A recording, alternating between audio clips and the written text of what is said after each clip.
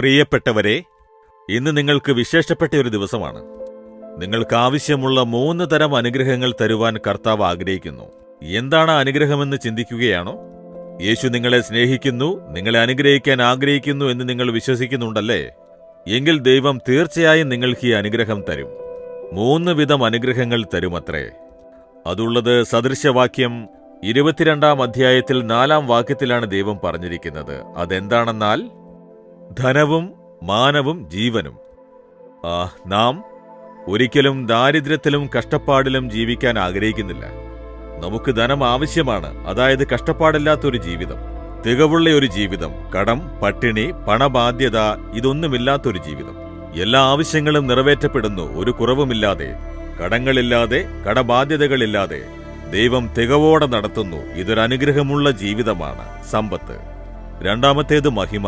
മഹിമ എന്നാൽ ഗ്ലോറി, ഒരു മേന്മ. ജോലി ചെയ്യുന്നതിൽ ഒരു ഉയർച്ച, പഠിപ്പിൽ ഒരു ഉയർച്ച, ബിസിനസ്സിൽ ഒരു ഉയർച്ച. നിങ്ങൾ എന്ത് ചെയ്താലും അതിലൊരു ഉയർച്ച, ഒരു മേന്മ. ആ സ്ഥലത്ത് നിങ്ങളെ മേന്മയുള്ളവരാക്കുന്നു. അതെല്ലാവരും ആഗ്രഹിക്കുന്നു, അങ്ങനെയല്ലേ? അപ്പോൾ അത് ദൈവം നിങ്ങൾക്ക് വാഗ്ദാനം ചെയ്യുന്നു. മൂന്നാമത്തേത് ജീവിതം. ജീവിതമെന്നാൽ നല്ല സുഖവും ബലവും ആരോഗ്യവും, രോഗമില്ലാത്ത ആരോഗ്യകരമായ ഒരു സുഖവും ബലവും. ഈ അനുഗ്രഹം, ഇത് 3ഉം മനുഷ്യർക്ക് വളരെ പ്രധാനപ്പെട്ട അനുഗ്രഹങ്ങളാണല്ലേ? ഈ 3ഉം ദൈവം നിങ്ങൾക്ക് തരുമത്രേ. ഇന്ന് തന്നെ തരും. പക്ഷെ അതിനൊരു നിബന്ധന. അതെന്താണെന്നാൽ, യഹോവ ഭക്തിക്കും താഴ്മയ്ക്കുമുള്ള ഒരു പ്രതിഫലം. അതായത് ദൈവം 2 കാര്യങ്ങൾ പ്രതീക്ഷിക്കുന്നു. ഈ 2 കാര്യങ്ങളും നിങ്ങൾ ചെയ്താൽ 3 തരത്തിലുള്ള അനുഗ്രഹം നിങ്ങൾക്ക് കിട്ടും. ഒന്നാമത്തേത്, താഴ്മയ്ക്കും യഹോവ ഭക്തിക്കും കിട്ടുന്ന പ്രതിഫലം ധനവും മാനവും ജീവനുമത്രേ. അപ്പോൾ താഴ്മയും യഹോവയോടുള്ള ഭക്തിയും. നിങ്ങൾക്ക് താഴ്മയുണ്ടോ? ഗർവമല്ലേ എല്ലാ നാശത്തിനുമുള്ള കാരണം? ഒന്ന് ആലോചിച്ചു നോക്കൂ. ആരെങ്കിലും എന്തെങ്കിലും പറഞ്ഞാൽ മൂക്കത്ത് ദേഷ്യം വരും, പല്ലുകടിക്കും. എന്തുകൊണ്ടാണത് വരുന്നതെന്നറിയാമോ? എന്ത്? എന്നെയാണോ അങ്ങനെ പറയുന്നേ? ഞാൻ ആരാണെന്നറിയാമോ? ഞാനാണ് ഈ വീടിനു വേണ്ടി അധ്വാനിക്കുന്നേ. ഗർവം കാരണമാണ് കോപമുണ്ടാകുന്നത്. താഴ്മയ്ക്കും യഹോവയോടുള്ള ഭക്തിക്കും, മനുഷ്യരെയല്ല, കർത്താവ് എന്നെ കാണുന്നു, എന്നെ ഉണ്ടാക്കിയ ദൈവത്തിനെ ഞാൻ ഭയപ്പെടുന്നു, അതുകൊണ്ട് ഞാൻ ഈ തെറ്റ് ചെയ്യില്ല. മനുഷ്യർ കണ്ടില്ലെന്നിരിക്കും, പക്ഷേ ദൈവം കണ്ടുകൊണ്ടിരിക്കുന്നു. ദൈവത്തെ ഭയപ്പെട്ട് ജീവിക്കുന്ന ജീവിതം. ഇവ രണ്ടിലും നിങ്ങൾ ശ്രദ്ധിക്കണം. 3 വിധം അനുഗ്രഹങ്ങൾ നിങ്ങളെ അന്വേഷിച്ചു വരും. അതായത് വില്യം കേരി എന്നൊരു മിഷനറി. അദ്ദേഹം ഇംഗ്ലണ്ടിൽ, അവിടെ നിന്നാണ് ഞാനിപ്പോൾ സംസാരിച്ചു കൊണ്ടിരിക്കുന്നത്. അദ്ദേഹം ഇന്ത്യയിൽ വന്നു, കൽക്കത്തയിൽ വന്ന് വെസ്റ്റ് ബംഗാളിൽ ജനങ്ങൾക്ക് ശുശ്രൂഷ ചെയ്തു, സേവ ചെയ്തു. ആ കാലത്ത് അദ്ദേഹം ശുശ്രൂഷ ചെയ്തതുകൊണ്ട്, അതായത് അനേകം ജനങ്ങൾ ഇരുട്ടിൽ വെളിച്ചത്തെ കണ്ടു, സുവിശേഷം അറിയിച്ചു, സൽക്രിയകൾ ചെയ്തു, പഠിപ്പില്ലാത്തവരെ പഠിപ്പിച്ചു. അതുമാത്രമല്ല, സതി, അതായത് ചിതയിലേക്ക് ചാടുന്നത്, അതിനെതിരായി ശബ്ദമുയർത്തി കുറെ ജനങ്ങളെ ഒത്തുചേർത്ത് പോരാട്ടങ്ങൾ നടത്തി ഒരവസാനമുണ്ടാക്കുന്നതിൽ അദ്ദേഹവും ആ കാലത്തുണ്ടായിരുന്ന പല സോഷ്യൽ വർക്കേഴ്സിനോടൊപ്പം ചേർന്ന് അനേകം നന്മകൾ ചെയ്തു. പല സാമൂഹ്യ പ്രവർത്തനങ്ങൾ ചെയ്തിട്ടുണ്ട്. അതുകൊണ്ട് വളരെ പ്രശസ്തി ആർജിച്ചു. ജനങ്ങൾക്ക് നല്ല സേവ ചെയ്തു. ഇന്ത്യയിൽ വന്ന് നല്ല കാര്യങ്ങൾ ചെയ്യുന്നു എന്ന്. ഏകദേശം 30-ലുമുപരി ഭാഷകളിൽ വേദപുസ്തകത്തെ പരിഭാഷപ്പെടുത്തി.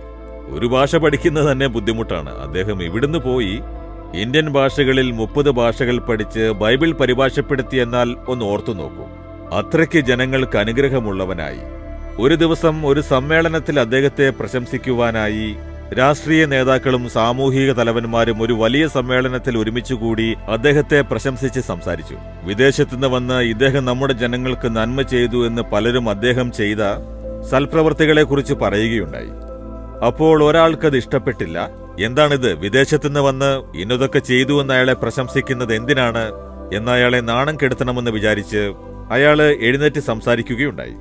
വില്യം കേരി വിദേശത്തുനിന്ന് വന്ന് പല നന്മകൾ ചെയ്തെന്ന് പറഞ്ഞില്ലേ? ഇംഗ്ലണ്ടിൽ അയാൾ എന്താണ് ചെയ്തിരുന്നതെന്നറിയാമോ? അയാൾ വെറും ഒരു ഷൂ മേക്കർ ആയിരുന്നു. അതായത് ഒരു ഷൂ ഉണ്ടാക്കുന്നയാളായിരുന്നു. അതായിരുന്നു ചെയ്തുകൊണ്ടിരുന്നത് എന്ന് സ്റ്റേജിൽ അദ്ദേഹത്തെ തരം താഴ്ത്തി പറഞ്ഞു. അതായത് വില്യം കേരിയെ തരം താഴ്ത്താൻ വേണ്ടി. അടുത്തത് വില്യം കേരിക്ക് സംസാരിക്കാനുള്ള സമയം വന്നു. അദ്ദേഹം പറഞ്ഞു, സഹോദരൻ പറഞ്ഞു, ഞാൻ ഇംഗ്ലണ്ടിൽ ഷൂ മേക്കർ ആയിരുന്നു, ചെരുപ്പ് നിർമ്മിക്കുന്ന കമ്പനി വെച്ചിരിക്കുന്നത് പോലെയാണ് പറഞ്ഞത്. അല്ല, ഞാനൊരു കാബിളറാണ്. ഞാൻ ഷൂ തുന്നുന്നവനാണ്, കീറിയ ചെരുപ്പ് തുന്നുന്നവൻ.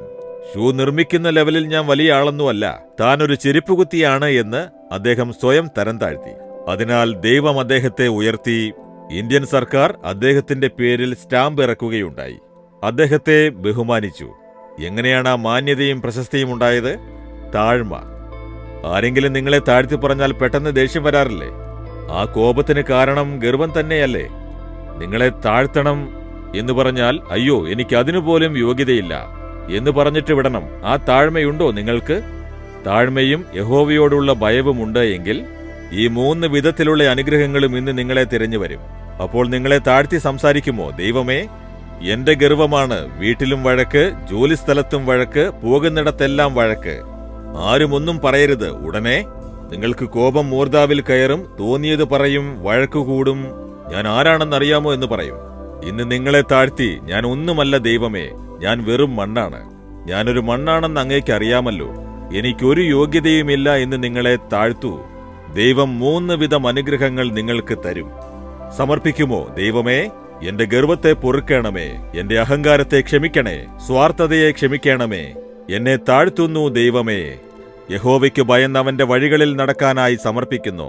ദൈവമേ, ഈ മകനും മകളും തങ്ങളെ താഴ്ത്തി അങ്ങേ ഭയന്ന് നടക്കാനായി സമർപ്പിച്ചതുകൊണ്ട് 3 വിധത്തിലുള്ള അനുഗ്രഹങ്ങൾ, സമ്പത്ത് നൽകണേ, പുകഴ്ചയെ തരയണമേ, നല്ല സുഖവും ബലവും തരയണമേ. ഇന്നീ മക്കളുടെ ജീവിതത്തിൽ പരിപൂർണ അനുഗ്രഹം ഉണ്ടാവട്ടെ. യേശുവിന്റെ നാമത്തിൽ പ്രാർത്ഥിക്കുന്നു. ആമേൻ, ആമേൻ. Jesus readings Malayalam YouTube channel subscribe ചെയ്യുക. ബെൽ ഐക്കോൺ ക്ലിക്ക് ചെയ്യുക. ഞങ്ങളുടെ ദൈനംദിന പ്രോഗ്രാമുകളെക്കുറിച്ചുള്ള അപ്ഡേറ്റ് ലഭിക്കുവാൻ